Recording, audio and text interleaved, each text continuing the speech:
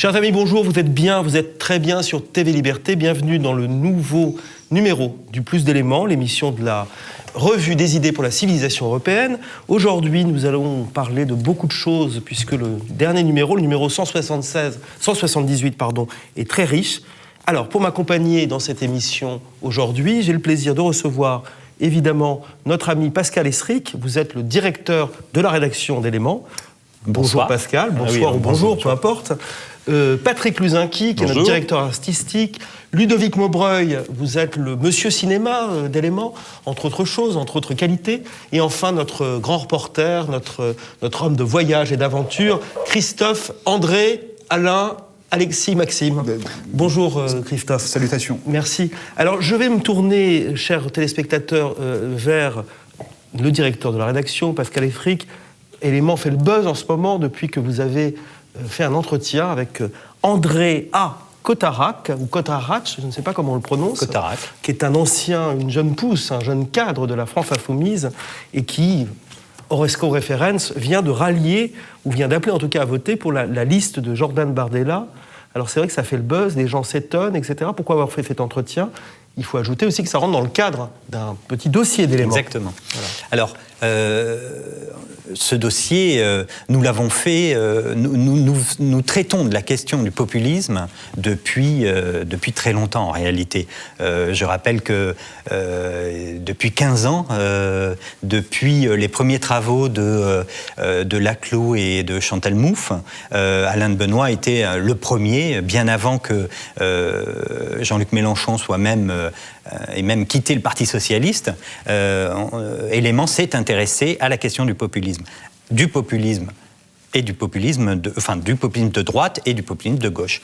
Et donc finalement on a assisté à la naissance du populisme de gauche dans Éléments, et là on accompagne l'acte de décès du populisme de gauche. Alors pourquoi Andrea Cotarac a choisi Éléments, nous a donné cet entretien? Je pense que, comme tous les gens de sa génération, Andrea Cotarac, il a 29 ans, comme tous les gens de sa génération, dans cette génération, Éléments s'est imposé. Éléments s'est imposé comme le lieu de débat et d'études, surtout, sur le populisme.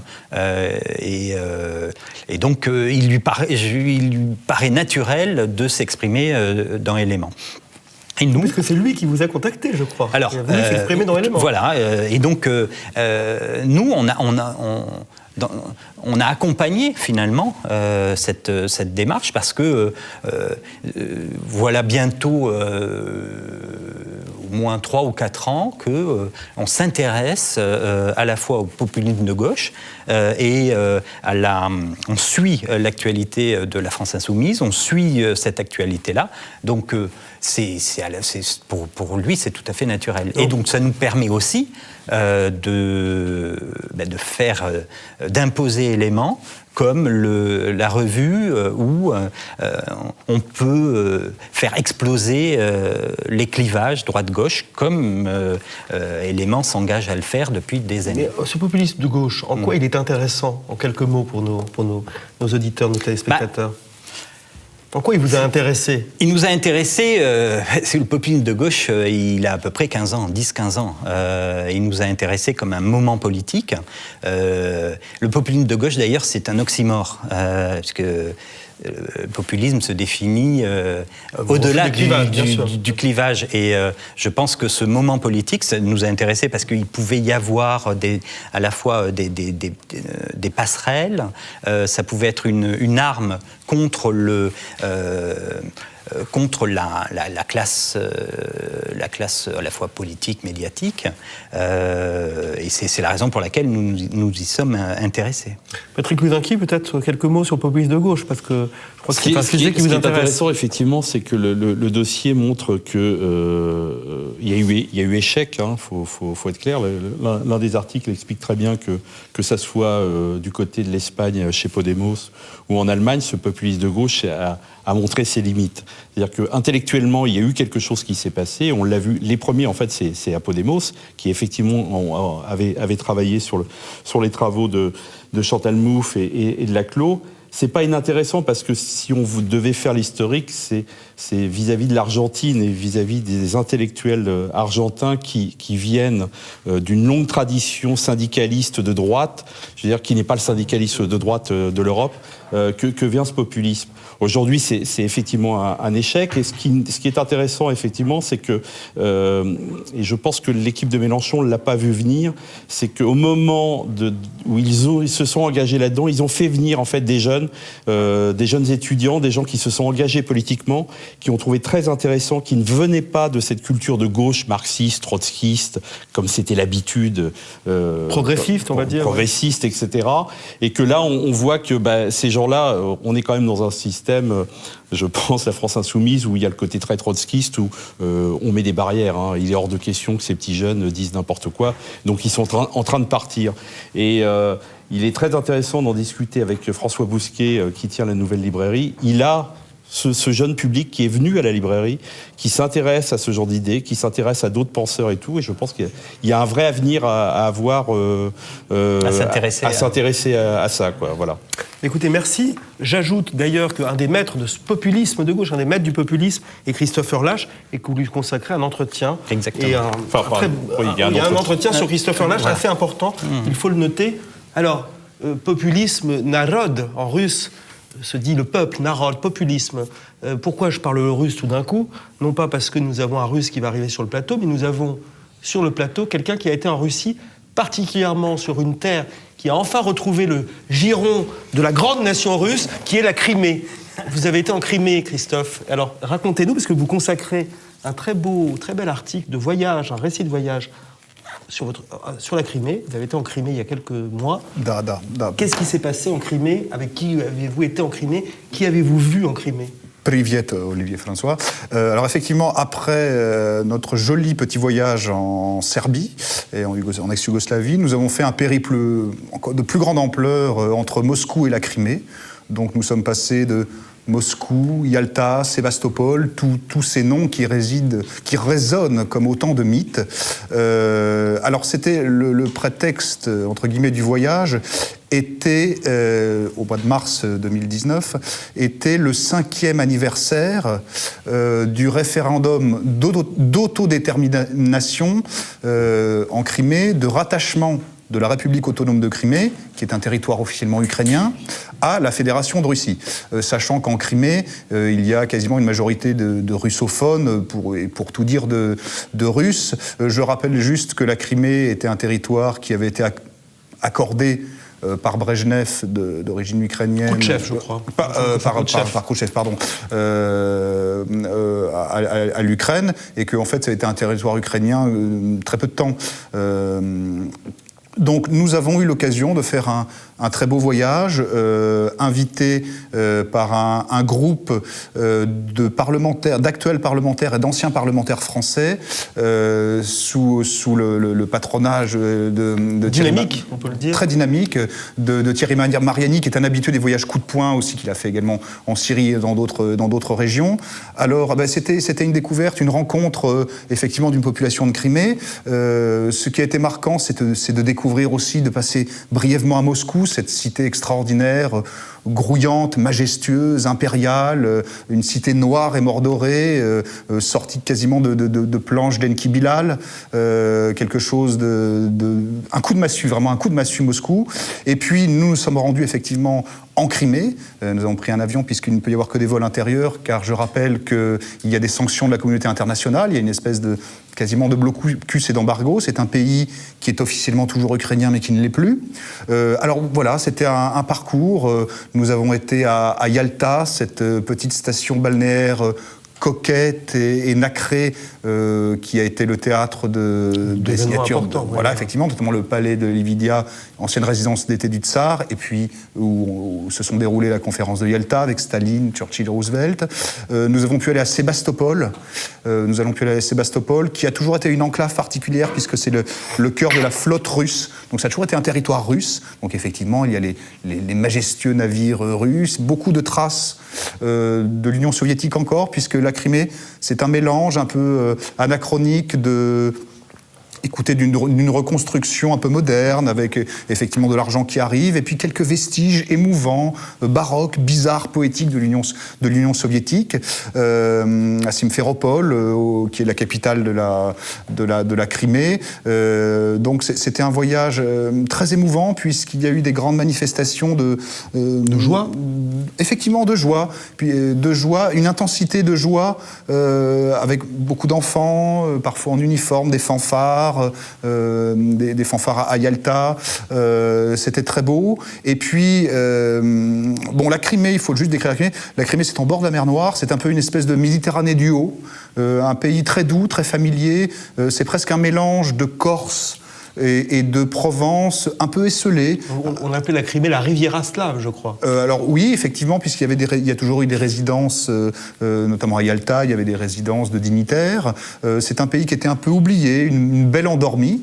Donc nous avons vu ça avec des ciels métalliques bleus superbes, des lumières merveilleuses.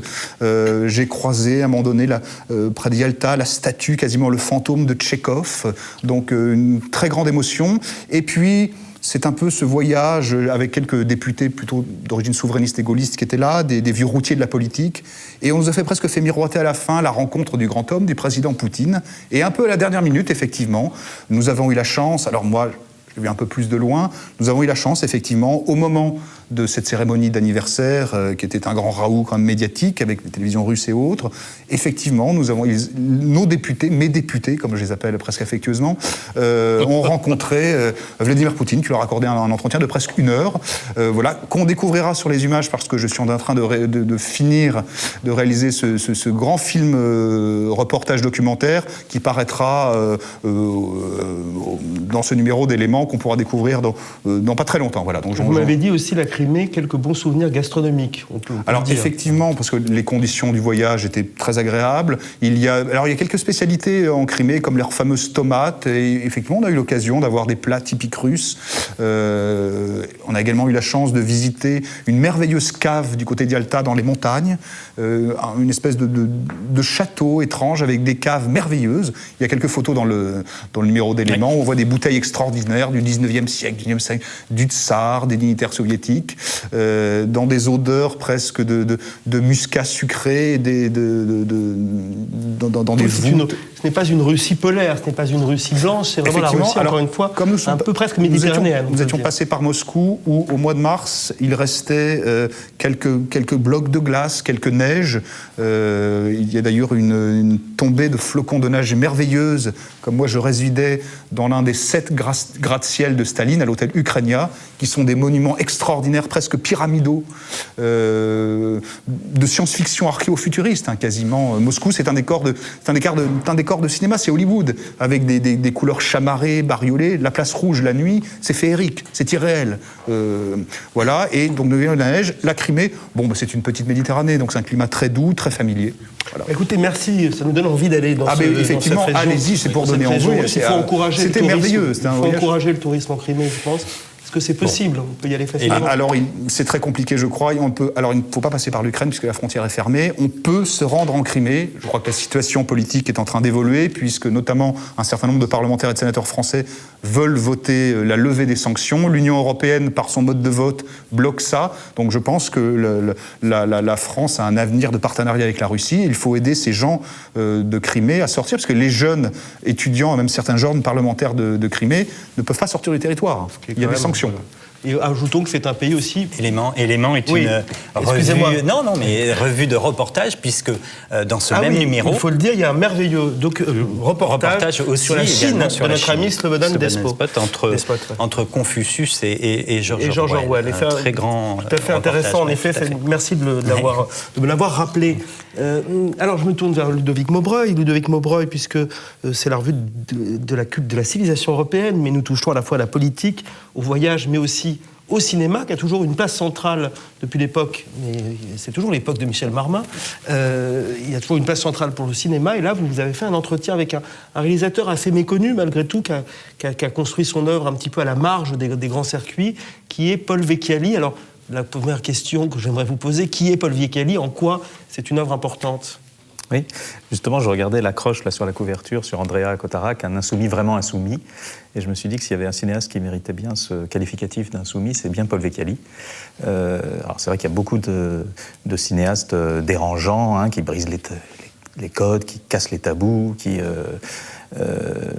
mais c'est en général des insurgés en toc, hein, qui filment exactement comme il faut, qui ont leur thématique subversive homologuée, et qui sont en fait voilà, des rebelles dans les clous, alors que lui, et ça fait plus de 50 ans que ça dure, il fait vraiment un cinéma qui contourne le cinématographiquement correct, parce que son insoumission à lui, elle n'est pas factice, elle naît de ses fidélités, et tout particulièrement de sa fidélité au cinéma populiste, pour le coup, des années 30.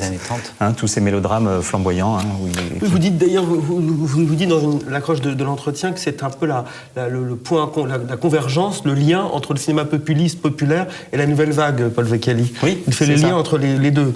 C'est ça, parce que lui, il est resté fidèle à un cinéma déjà qui ose la rupture de ton.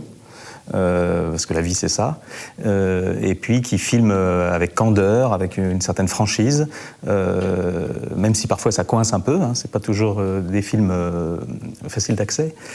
En tout cas très loin, oui, du cinéma un peu socio-éducatif, hein, qu'on a l'habitude de voir.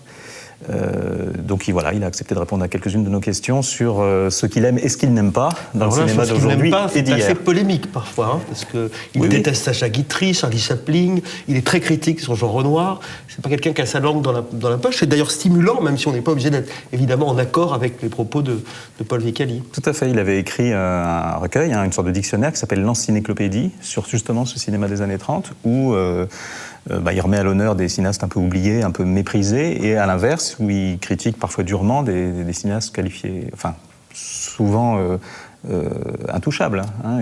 Sur Renoir, par exemple. D'ailleurs, dans l'entretien, il revient sur quelques scènes qu'il n'aime pas dans son cinéma. Notamment dans La Bête humaine. Voilà, exactement. Sur Charlie Chaplin. Sur Charlie Chaplin, il est même très critique. Hein. Lui, il est plutôt dans le conflit. De Buster Keaton. Chaplin, il est vraiment du côté de Keaton. Mais sur les cinéastes d'aujourd'hui, je pense à Jacques Audiard en particulier, il reste aussi très critique. Je ne sais plus quel âge il a, mais il a plus de 80 ans, et il est en train de tourner son nouveau film. Hein, est-ce que vous pourriez citer pour nos téléspectateurs quelques films importants de Paul Vecchiali qu'il faudrait absolument voir, oui, pour se faire une idée un peu de son œuvre? En hommage à ces fameux mélodrames flamboyants des années 30. Hein, il en a fait lui aussi. Hein, il a fait Corps à cœur, qui est un très beau film sur les amours d'un garagiste et d'une pharmacienne. Il a fait au populisme là. Voilà, il a fait aussi, alors ce film qui dira peut-être quelque chose aux téléspectateurs, Rosa la Rose, fille publique. Ça, c'est un film des années 80 qui se passe dans le quartier des Halles, qui était un quartier tout neuf, on va dire, à l'époque, et qui est aussi un très beau mélodrame sur une prostituée qui découvre la souffrance en même temps que l'amour. Et puis, alors, dans les années 70, il a fait des films peut-être plus politiques, et notamment La Machine, c'est une sorte de film enquête sur un homme qui est accusé d'avoir tué une petite fille, et qui est très bien pour comprendre un petit peu l'instrumentalisation sociale, l'oppression médiatique. C'est un film qui est assez fort sur ce domaine-là. Et puis ça a été, je pense, le premier à faire un film sur le sida, au début des années 80, avec le film Encore. Donc quelqu'un qui n'est pas un cinéaste nostalgique, même s'il rend hommage, et que la nostalgie, il y a des vertus de la nostalgie, mais aussi quelqu'un qui est en prise avec l'époque et qui en parle, qui nous en parle. Absolument. Ouais. Il a aussi fait tourner Danielle Darrieux. Ah oui, ça c'est à souligner. Ça c'est vraiment son actrice fétiche. Il dit qu'il a d'ailleurs voulu faire du cinéma parce que à l'âge de 6 ans, je crois, il a vu Danielle Darrieux dans Meyerling d'Anatole Litvak. Et elle a pu tourner avec lui dans les milieux des années 80, je crois, dans le film En haut des marches, qui est un superbe film, où il rend hommage à sa mère, à Danielle Darrieux, qui a le rôle principal, et puis à Toulon, qui était sa ville natale. Ville ô combien d'ailleurs cinématographique, avec Marseille. Exactement. Du Sud. Cher Pascal, peut-être vous voulez rajouter quelque chose sur le dernier numéro d'Éléments. Oui, parce que c'est un numéro très très riche, il faut le dire. Voilà. Et là, je sais très bien ce que vous allez me dire. Il faut absolument parler d'un entretien exclusif et important avec André Maïkine de l'Académie, j'allais dire de la Comédie Française, mais c'est de l'Académie Française. Le grand remplacement en question à propos de son dernier roman. Au-delà des frontières. Au-delà des frontières, voilà. C'est un entretien réalisé avec Alain Lefebvre. Et les photos, c'est Louis Monnier le photographe, le grand photographe des écrivains. Ça a été le photographe des plateaux d'apostrophes, etc. Et qui rejoint Élément et qui va donner... qui va nous donner tout son art pour photographier à la fois les écrivains, les penseurs, etc.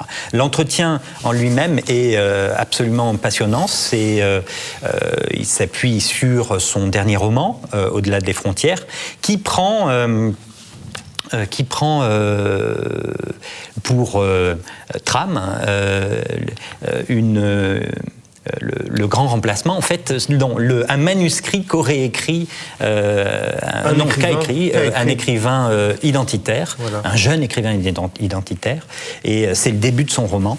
C'est un roman à tiroir, passionnant, labyrinthique, et on ne peut que à la fois s'étonner, je ne sais pas si on peut s'en réjouir, mais en tout cas s'étonner. Les identitaires comme mouvement politique deviennent un sujet littéraire. On pense à Michel Houellebecq, et donc à Mackin. On sent que c'est quelque chose qui travaille les écrivains français.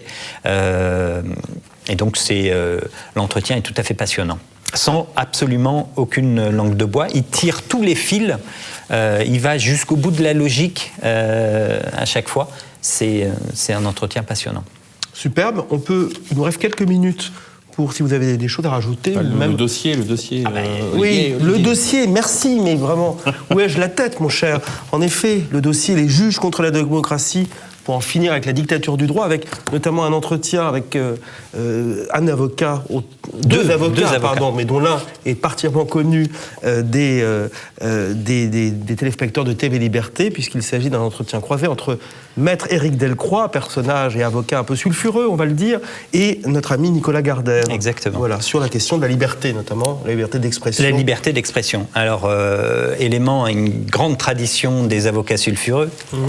Nous aimons bien les avocats sulfureux, notamment Jacques Vergès, qui a été à la fois qui a écrit dans Élément et qui nous a donné beaucoup d'interviews, qui a accompagné la vie d'Élément pendant très longtemps. Qui a écrit son dernier texte dans Élément.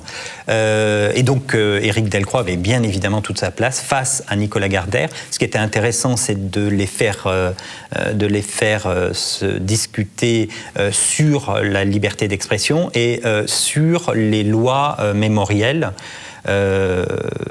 Et donc c'est à la fois pétillant d'intelligence et malgré tout il y a des points d'accord. Ces deux hommes qui sont radicalement gauche et l'autre d'une droite radicale, on va exactement, radicalement opposés, et pourtant ils s'accordent sur la multiplication des lois qui visent à réprimer la liberté d'expression. Depuis la loi Pleven, ils sont tous les deux, d'ailleurs ils le disent, tous les deux contre la loi Pleven, enfin pour l'abrogation de la loi Pleven. Mais le dossier n'est pas exclusivement sur la liberté d'expression, il est aussi sur le pouvoir des juges, sur l'américanisation, etc., avec une grande étude de 6 pages d'Alain de Benoît, qui pose un petit peu les termes du débat. Et donc c'est un dossier très, très important. Donc je rappelle, à retrouver dans le numéro 178 de la revue Élément. Pour conclure, peut-être quelques mots, parce que je sais qu'il y avait un désir de coup de gueule et de coup de cœur. Juste avant, un coup de cœur. Oui, dites-moi, Pascal. C'est pour un entretien avec Jacques Terpan, qui est aussi... Parce que ce numéro est un peu placé... il est tellement riche, cher ami, donc on ne pourra pas parler de tout, mais Jacques Terpan qui est... Disons que ce numéro, il est placé un petit peu sous les auspices de Jean Raspail, puisque à la fois... Et Jacques Terpan a illustré, a adapté en BD, notamment quelques romans de Jean Raspail. Tout à fait. Voilà. Donc Jacques Terpan a retrouvé dans le numéro 178 d'Éléments un coup de cœur ou un coup de gueule, Ludovic, très rapide. Oui, très rapide. C'était juste suite à, vous savez, la pétition américaine contre l'idée qu'on puisse remettre une palme d'honneur à Delon, sous prétexte qu'il avait tenu des propos sans doute un peu trop radicaux pour les chastes oreilles ces gens-là. En fait, oui, c'était un coup de gueule contre cette dictature-là des minorités, selon l'appellation. Des minorités autoproclamées, d'ailleurs. Autoproclamées, voilà, qui font de leur ressenti, de leur souffrance réelle ou supposée d'ailleurs, de leur vision du monde qui ne souffre pas de contradictions, qui en font un absolu qu'il faut respecter absolument, et qui sont prêts pour ça à censurer tout ce qu'elles peuvent censurer. Et je crois, bien sûr, la domination patriarcale, l'oppression blanche, l'asservissement hétérosexuel, ils luttent contre tout ça, mais ce contre quoi ils luttent, je pense, à travers leur espèce de besoin de se singulariser toujours plus, c'est contre la simple idée de bien commun. Oui, et contre l'altérité réelle aussi, c'est-à-dire qu'ils veulent être chacun dans des cases, mais que les autres, que les êtres ne se rencontrent jamais. Absolument. Alors moi j'aimerais simplement faire un coup de cœur pour la Nouvelle Librairie et particulièrement pour les soirées de la Nouvelle Librairie, les soirées patrimoniales que j'anime un petit peu avec quelques amis, parce qu'il ne faut pas simplement parler des livres qui est d'actualité, il faut aussi rendre hommage à un certain maître. À la Nouvelle Librairie, nous avons déjà organisé une soirée autour de Pierre Gripari, de Jean Mabir, plus récemment de Vladimir Volkov. Nous allons en organiser d'autres, puisqu'il y a des écrivains ou des auteurs qui parfois entrent dans une sorte de purgatoire, et un écrivain, sa vie aussi, parce qu'il a de nouveaux lecteurs. Donc voilà, venez nombreux, 11 rue de Médicis, régulièrement. Vous retrouverez sur le site de la Nouvelle Librairie toutes les informations pour participer à ces hommages que nous organisons autour de certains auteurs importants. Le prochain sera d'ailleurs le 14 juin, puisque nous organisons une soirée autour de Charles Maurras, avec Axel Tisserand et peut-être Olivier Dard. Et lors de cette soirée seront lus certains poèmes inédit, érotique de Charles Maurras. Ah, voilà.